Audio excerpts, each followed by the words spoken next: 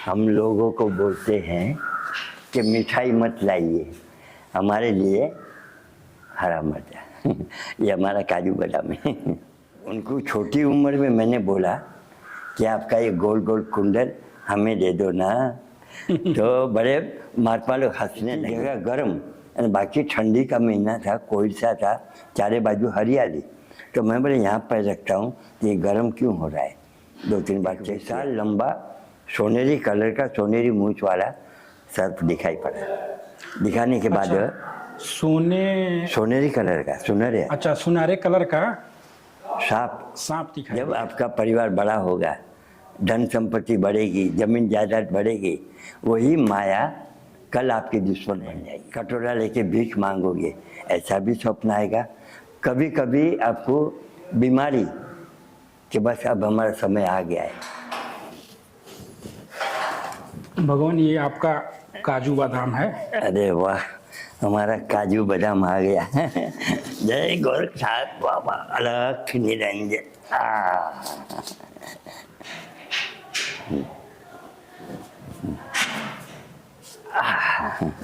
अलख निरंजन प्रभु जी।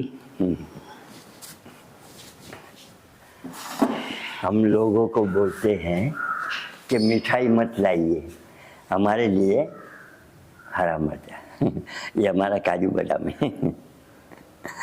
जी मिठाई खाने से शुगर होगा तो मर्चा खाने से हमारे खून में जो हेमोग्लोबिन होता है लाल, उसी में हरा मर्चा से हेमोग्लोबिन बनता है। अच्छा। खून बनता है, लेकिन उसकी आदत डालनी पड़ेगी। बचपन से आदत है हमारी। प्रभु जी कब से मिर्चा खा रहे हैं आप? ऐसा है ना, ये बड़ी लंबी कहानी है हमारी, लंबी कहानी है जी। पहला थोड़ा बचपन का मैं आपको बता रहा हूँ कि 5 साल की उम्र में हमारे जो बाल है, मन्नत के बाल थे, यहाँ तक थे, कमर तक। तो हम अपने पिताजी के साथ माघपा लोग का जो सावन महीने मेला लगता था, तो बड़े बड़े नागा लोग हैं, हमारे संप्रदाय के लोग हैं, 1 महीने का मेला लगता था। तो हम पिताजी के साथ उंगली पकड़ के हम हर बार मेले में जाते थे। और वहाँ हमारे जो संप्रदाय के लोग हैं कुंडलधारी, उनको छोटी उम्र में मैंने बोला कि आपका ये गोल गोल कुंडल हमें दे दो ना तो बड़े महात्मा लोग हंसने लगे।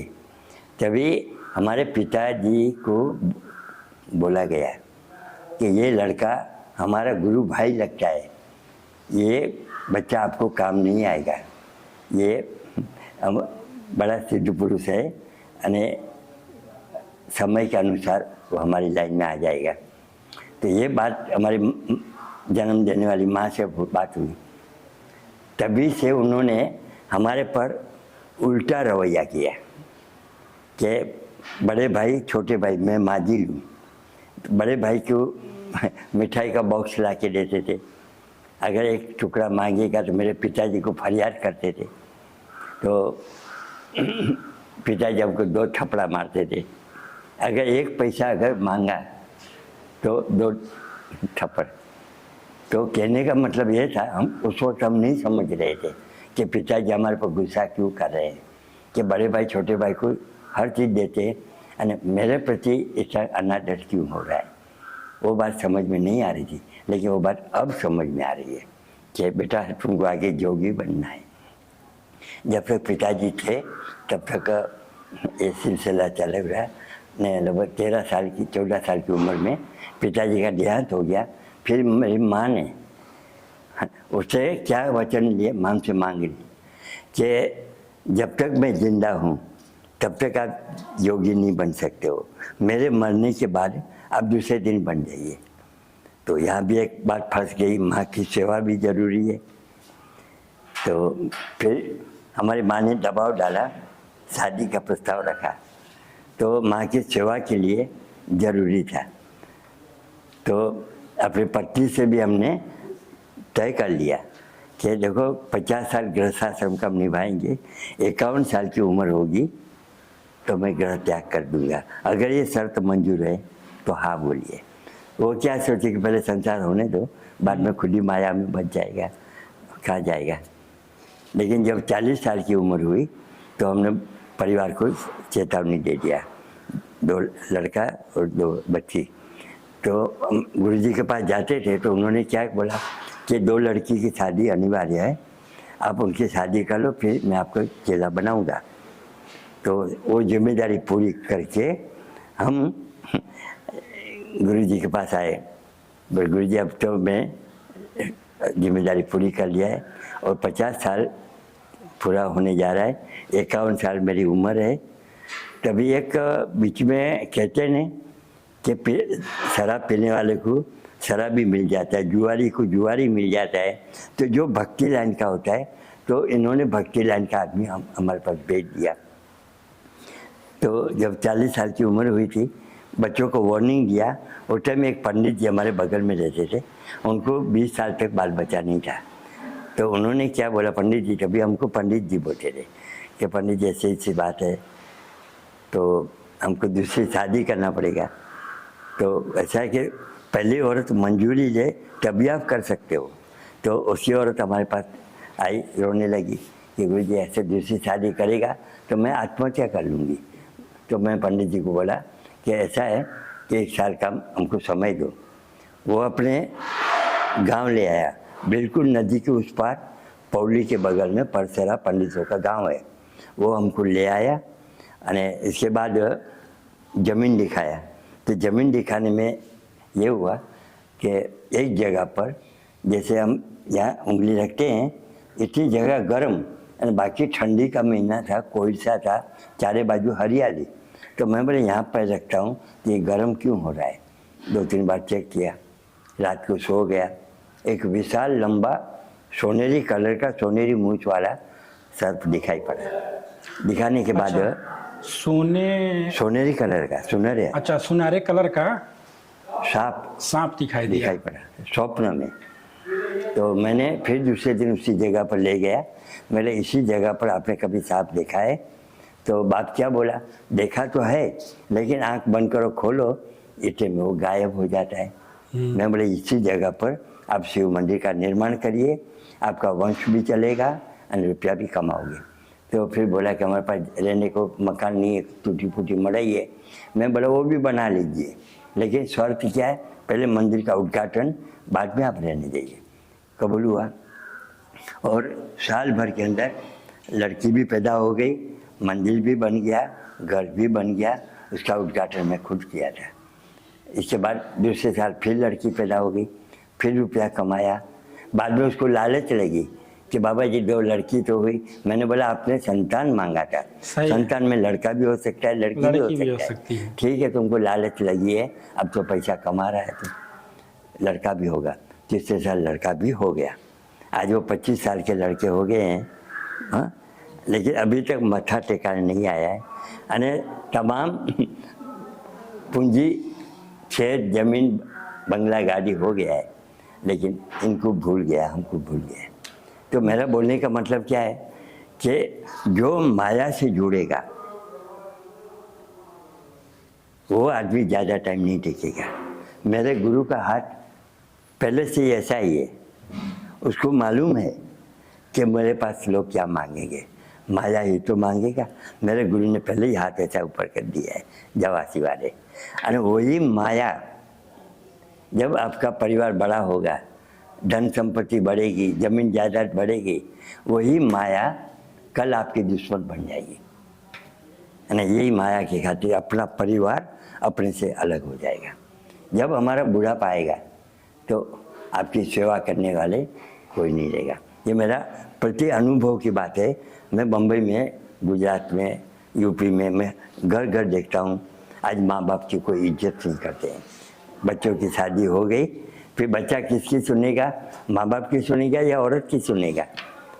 बाद में माँ बाप को रोने का समय आ रहा है, बड़ी दुख की बात है। मैं लोगों को समझा रहा हूँ,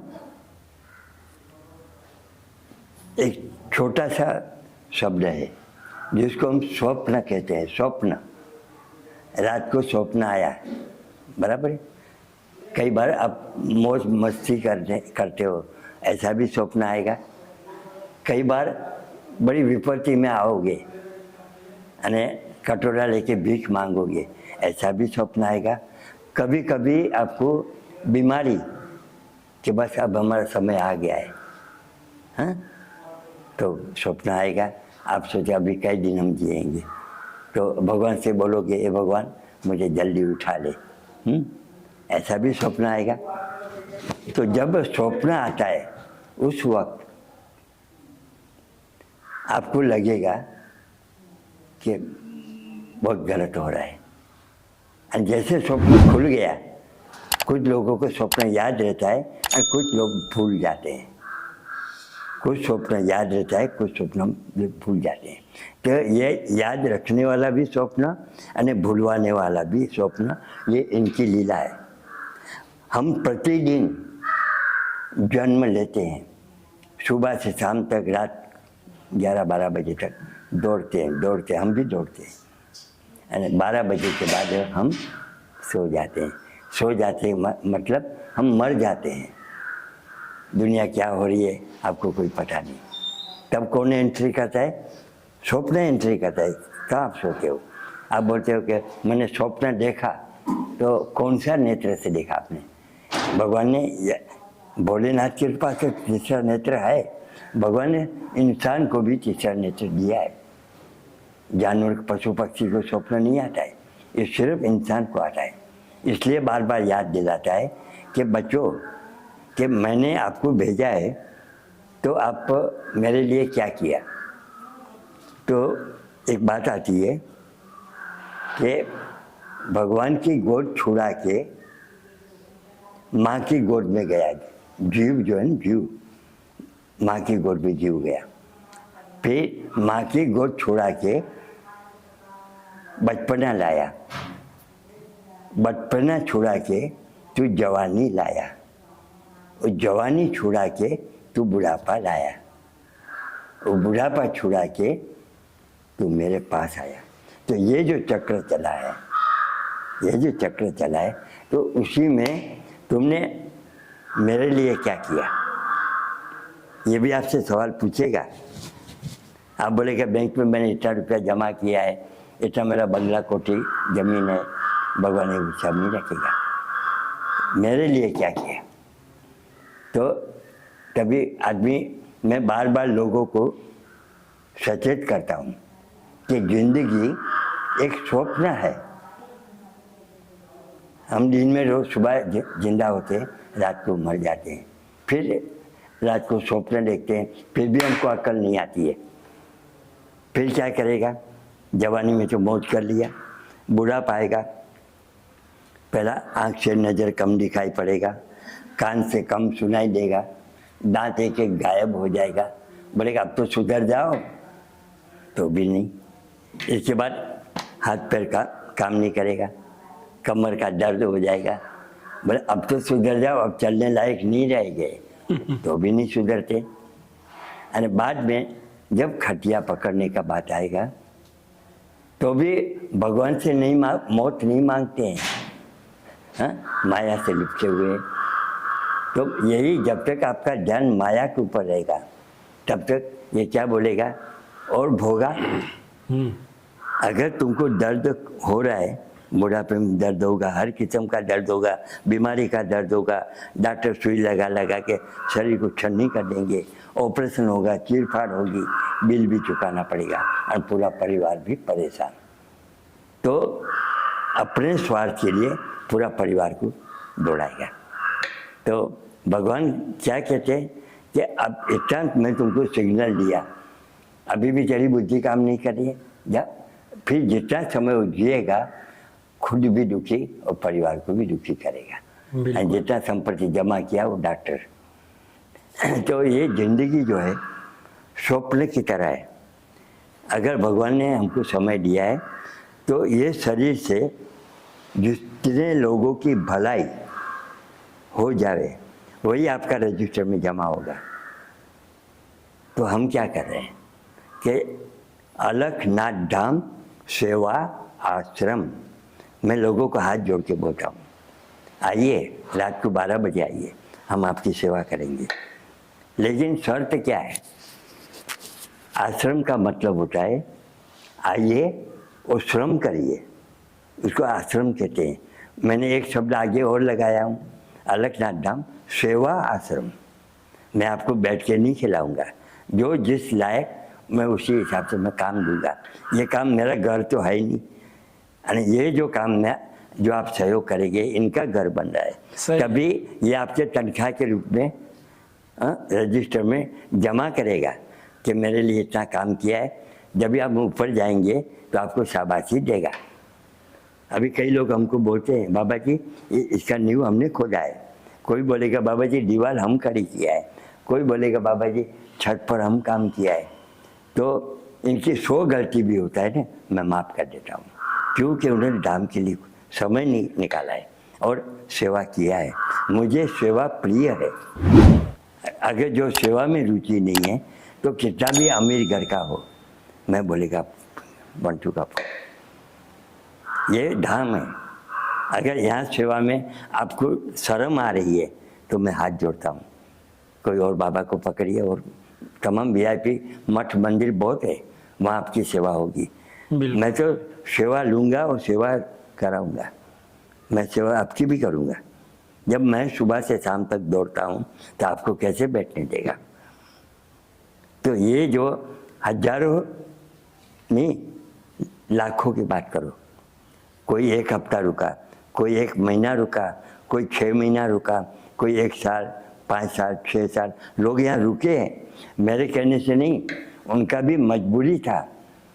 बच्चे छोटे छोटे थे, वो तो आत्महत्या करने आए थे। मैं बोला अपनी ज़िंदगी क्यों गवा रहे हो? आइए हम आपकी सेवा करेंगे, बच्चे को पढ़ाएंगे लिखाएंगे, हाँ, जो भी कपड़ा लता बीमारी में हम साथ देंगे। वो लोग आ गए, रुके, मैंने उनकी सेवा किया, बच्चों का स्कूल में नाम डलवाया। हाँ, 2 साल 3 साल लोग रुके, या 5 साल 6 साल भी रुके। इसके बाद जब बच्चे बड़े हो गए, कमाने लगे, तब घर की याद आई। मैं बोला ठीक है, आप घर पे जाइए और पुरानी ज़िंदगी को याद रख के नई ज़िंदगी शुरू करिए। कि आपको नया जीवन दिया है, अब नई ज़िंदगी शुरू करिए। फिर जाके माया में धकेल गए, अब बुलाने पर भी नहीं आते। मुझे उसका गम नहीं है, ये तो इनकी महिमा है। वो भी नहीं चाहता है कि सब लोग मेरी तरफ आ जाए। जब तक आप बोलोगे कि मुझे बाबा गोरखनाथ के ऊपर, गुरु जी के ऊपर विश्वास है, तब तक तो गनीमत है। लेकिन जब आप बोलोगे कि मेरा बाबा गोरखनाथ के ऊपर और गुरु जी के ऊपर अटूट विश्वास है, उसी दिन से ये और मैं भी परीक्षा लूँगा कि कितने कच्चे हो कितने पक्के हो। जब हम परीक्षा लेंगे, एक आदमी पलायन हम भी नहीं चाहते। क्यों? कि जब तक उनको गर्ज रहेगा तब तक तो बर्दाश्त कर लेगा, और जैसे कमाने लगेंगे वो अपना चालू पड़ जाएगा। लेकिन हम उनको नहीं कहूँगे, बोलेंगे कि तुम चले जाओ, वो खुद ही बोले बाबा जी अभी हम जा रहे हैं। बिल्कुल इसी प्रकार ही हमारा ये धाम चल रहा है। जैसे 2 आदमी गया, फिर 2 को आ गया, 4 आदमी गया, फिर 4 आ गया। तो पुराने लोग गायब होते जा रहे हैं और नए लोग जुड़ते जा रहे हैं। इनकी महिमा है। जब भी कोई बड़ा काम आ जाता है, जैसे हमारा ढलाई का काम था, 50 आदमी की जरूरत थी। अच्छा। हाँ, तो 10-15 आदमी तो वो लोग लाए थे, बाकी का थोड़ा सहयोग करने के लिए। उस टाइम हमारे भी लोग आ गए अचानक, कहाँ से आए कैसे आए। तो मैं बोला ठीक आए हो तो आज तो मैं आपको जाने नहीं दूंगा। अरे बाबा जी क्या बात करते हो, जब आपका मन करे तब छुट्टी दीजिए। मैं बोला एक दिन, अगर एक दिन भी मेरा दिल आपने जीत लिया, जाओ मैं ज़िंदगी भर का आशीर्वाद देता हूँ। यानी कुछ लोग सालों भर से मेरे पास जुड़े हुए हैं, नहीं पा रहे। कारण क्या? कारण ये है कि डॉक्टर के पास कौन जाएगा? मरीज होगा वही तो जाएगा, बिल्कुल। बाकी के लोग थोड़ी जाएगा। यानी ठीक होने के बाद शाबाशी देने थोड़ी जाएगा। तो उसको बोलते हैं गर्ज। ठीक है, आपको भी गर्ज है, मुझे भी गर्ज है, मैं भी गर्ज हूँ, लेकिन अपने लिए नहीं, मेरे नाथ जी के लिए, कि चलो आपके रहने से थोड़ा काम हमारा आगे बढ़ता है, अच्छी बात है। भाई मैं पैसा किसी से लेता हूँ, न मैं पैसा दूंगा, मैं कहाँ से लाएगा। अभी बैकवर्ड इलाका है, कोई 10 रुपया 20 रुपया 50 रुपये से क्या होगा। तो हाँ, इतना है कि जो डॉक्टर लोग के पास जाओगे वो तो पैसा मांगेगा। और वही चीज़ आप ये प्राकृतिक चिकित्सालय है, अगर समझ में आए तो ठीक है, मैं दावा नहीं कर रहा हूँ। शुद्ध हवा, शुद्ध गंगा जल, एकदम सटा हुआ गंगा नदी है, सरजू नदी, और शुद्ध भोजन मैं अपने हाथ से बनाता हूँ। अरे बाकी जो बाहरी हवा होती है,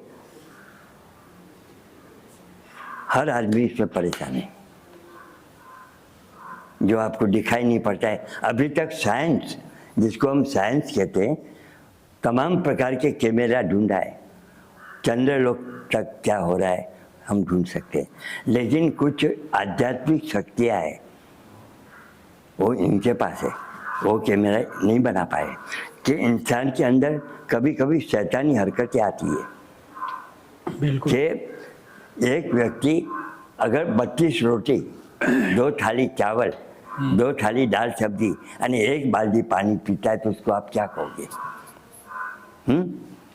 यानी एक डुबल पतल आदमी, अगर 4 आदमी उसको पकड़ रहे हैं, अगर वो हाथ में नहीं पकड़ा जाता है तो उसको आप क्या कहोगे। मैं साइंस से सवाल पूछता हूँ, वो बोलते हैं ये सब बकवास है। ऐसा नहीं है, मैं ये भी नहीं कहता हूँ कि सब सही है सब गलत है, लेकिन जो हमने अनुभव से पाया हूँ, कुछ पूर्व जन्म कुछ इस जन्म के, तो हमारे पास कुछ ऐसे लोग भी आ जाते हैं। तो मैं बोला अगर आपका विश्वास हो तो रुकिए, मैं डॉक्टर के खिलाफ नहीं हूँ, आप डॉक्टर से इलाज करो, अगर डॉक्टर हार मान जाए तब आप फुर्सत से आइए। यानी लोग जब हार मान जाते हैं तब ये लोग आते हैं और रुकते हैं, चाहे उसको मजबूरी कहो चाहे इनका बुलावा हो। इनके बुलाए बिना यहाँ लोग कोई आ सकता है क्या। मैंने आपको बुलाया था आज, तो इनका बुलावा था करके आप लोग आए हो, तो चलो आए हो। तो मेरे पास ज़्यादा ज्ञान की बात नहीं है, मैं ज्ञानी नहीं हूँ, उसका काम मैं पहले ही आपको बता रहा हूँ। मेरा ज्ञान है पूर्व जन्म का। जब बम्बई की 40 साल जिंदगी मैंने काटा, सुबह से शाम तक भाग दौड़ में, मैं रामायण महाभारत का ग्रंथ कहाँ से पढ़ेगा। लेकिन पूर्व जन्म का मेरा ज्ञान है, उसमें कोई फर्क नहीं है। बाकी संतों के मुंह से टीवी में देख लेते हैं, कभी कभी प्रोग्राम देख लेते हैं, तो जो बात है वो तो सही है, उसको कोई काट नहीं सकता। जो ऋषि मुनि आए संसार में, सबने अपना एक अनुभव, जिसको जो अनुभव मिला, 4 वेद, 18 पुराण, शास्त्र, ये जो बना है वो लोग ने अपना अनुभव लिखते गए और उसी के आधार पर वो हमारे पूर्वज थे। आज हम गोत्र बोलते हैं, कश्यप है, भारद्वाज है, परशुराम गोत्र है, ये जितने गोत्र जो है वो ऋषि मुनियों के नाम से है। वो लोग भी संसारी थे, अने वो लोग भी ऐसा, उन लोगों ने एक पार्लियामेंट बनाया, उसमें प्रस्ताव रखा, अने कायदा कानून लाए, अने उसमें से जो कानून उनका बनाया हुआ उसी के ऊपर थोड़ा सुधार घटाव बढ़ाव करके हमने अपना कानून बनाए। चोरी करोगे तो सज़ा मिलेगी, मर्डर करोगे तो आपको और सज़ा मिलेगी। तो उनका कानून ये भी देता है, आप कोर्ट से बच सकते हो, कोर्ट से ज़रूर बच जाओगे, लेकिन ऊपर वाले से नहीं बचोगे। यानी लोग आज भी कबूल कर रहे हैं कि हमारा पूर्व जन्म का नहीं, इस जन्म का भी कुछ पूर्व जन्म का दंड कब माना जाएगा। जो बच्चा पैदा होते ही लूला, लंगड़, अंधा, बहरा, अपाहिज पैदा होता है, वो पूर्व जन्म का दंड है। बहुत दुनिया को सताया उसने, बहुत दुनिया को सताया, तो ये तो ब्रह्मा जी का दंड है कि ले अब तू भोगा। यानी विष्णु जी का दंड क्या है, वो आपको दरिद्र रखेगा, यानी उसका आशीर्वाद क्या है, आपको संपन्न रखेगा, क्योंकि उनके पास लक्ष्मी है। ब्रह्मा जी के पास क्या है, रचयिता ब्रह्मा जी है, यानी इसकी पत्नी है सरस्वती। जो सरस्वती कई आपने सूरदास जी का नाम सुना है, अंधे तो थे पर उनके मुंह में सरस्वती विराजमान थी, तो सूरदास जी भक्त हो गए। तो ये दो प्रकार के लोग होते हैं, देव और दानव, ये भगवान के ही तो पुत्र है। तो जो अच्छी प्रवृत्ति रहेगा उसको देवता के रूप में लोग मानेंगे, और जो मानवता नहीं है, जिसको मारना काटना लूटना, तो वो दानव प्रवृत्ति में। कौन कहता है कि राक्षस मरे? राक्षस आज भी जिंदा है। पहले एक ही रावण था, आज घर घर रावण है। घर घर रावण है, सही। भगवान जैसा आप बोले हैं कि पूर्व जन्म की बात, तो कितना जन्म आपका यहाँ पे हो चुका है प्रभु जी? ऐसा है ना कि जैसे जैसे हम तपस्या करते हैं, अच्छा, आज बचपन से अगर हम जोड़ेगा, सोमवार का शंकर जी का व्रत, मंगलवार का माता जी का व्रत, बुधवार को हम भोजन करते थे, गुरुवार को गुरु का व्रत रखते थे, शुक्रवार का संतोषी माता का व्रत रखते थे, और शनिवार का हनुमान जी का व्रत रखते थे, और इतवार को खाना, हफ्ते में 2 दिन में खाना खाता था और 5 दिन व्रत रखता था। अगर बचपन का जोड़ेगा तो मेरी इस वक्त 1944 में जन्म हुआ है, 1944 में। 1944 में। अने इसके बाद मेरी माँ का देहांत होने के बाद हमने डायरेक्ट अन्न का त्याग कर दिया। हाँ, इसके बाद लगातार आज समझो कि 44 साल हो गया मैं अन्न का त्याग है। अभी अगले जन्म में फिर हमारा काम रुक रहा था, काम आगे नहीं बढ़ रहा था। अच्छा। तो मैंने दूध का भी त्याग कर दिया। हम लोग काली चाय पीते हैं, तो जब से मैंने दूध का त्याग किया हूँ तब से काम जोर पकड़ा है। हमारे गुरुजी को क्या चाहिए? तपस्या। हमारे संप्रदाय में, वो हर संप्रदाय में तपस्या का महत्व ज़्यादा है। आज भले लोग, मैं लोगों की बुराई नहीं कहता हूँ, क्योंकि पैसे के बिना कुछ काम होना नहीं है, लेकिन पैसे की ज़रूरत है, लेकिन इतना ज़रूरत मत मांगिए कि जो आप संभालना मुश्किल हो जाएगा। मैं देख रहा हूँ कि इतनी अधिक संपत्ति जो होती है ना, तो हम कहाँ कहाँ ध्यान दे पाएंगे बताइए। तो इतना संचालन करिए कि जो हमारे बस में हो। तो भगवान धन, धर्म और भक्ति में संतुलन कैसे बनाए रखें? बहुत कठिन भी है और बहुत आसान भी है। धन, धर्म और भक्ति। वाह रे वाह, बहुत बढ़िया सवाल पूछा, हमको मजा आ गया। धन के लिए आप कर्म करो, वो तो गीता में भी लिखा है। अभी आंख बंद करके मैं सीताराम सीताराम बोलेगा तो सुबह का नाश्ता पानी भोजन कौन बनाएगा, कब बनेगा? सही तो है। हमारे में एक नियम है, उसको कहते हैं अजपा भक्ति, अजपा जाप। तो मैं क्या करता हूँ, चलते फिरते उठते बैठते सोते जागते मन में अलख निरंजन, अलख निरंजन। मन में हम माला लेकर नहीं बैठ पाएंगे। मैं चूल्हा जला रहा हूँ, अलख निरंजन, झाड़ू मार रहा हूँ, अलख निरंजन, लोगों का स्वागत कर रहा हूँ, अलख निरंजन। तो ये जो अजपा जाप बोलते हैं, बहुत अजीब भक्ति है। वो भगवान कृष्ण कहते हैं कि जो व्यक्ति कर्म करते करते जो मुझको याद करता है वो मुझे अधिक प्रिय है, अधिक प्रिय है। सत्य है। तो ये काम हम करते हैं। बाकी अगर हमारा ध्यान इनके ऊपर है, मन को मत भटकाओ। अगर मन भटक गया तो खाई तैयार है। लोग बोलते बाबा जी आशीर्वाद दो, देखो आपको हंसी आएगी, आपको हंसी आएगी। लोग अगर गलती से बोल दिया कि बाबा जी आशीर्वाद दो, आप एक आशीर्वाद मांगते हो, मैं 4 आशीर्वाद दूंगा। सुनिए, बहुत बड़े ज्ञान की बात है। बिल्कुल भगवान। ऐसा कोई बाबा आपको नहीं समझाएगा, मेरे अनुभव की बात है। और मैंने कुछ जो पहले ही बोला कि जो जो अनुभव से लिखा गया आज हम उसी को पर चल रहे हैं। तो मेरी बात अगर समझ में आती है तो ठीक है, नहीं आती है तो बाद में समझ में आएगा, मैं गारंटी देता हूँ।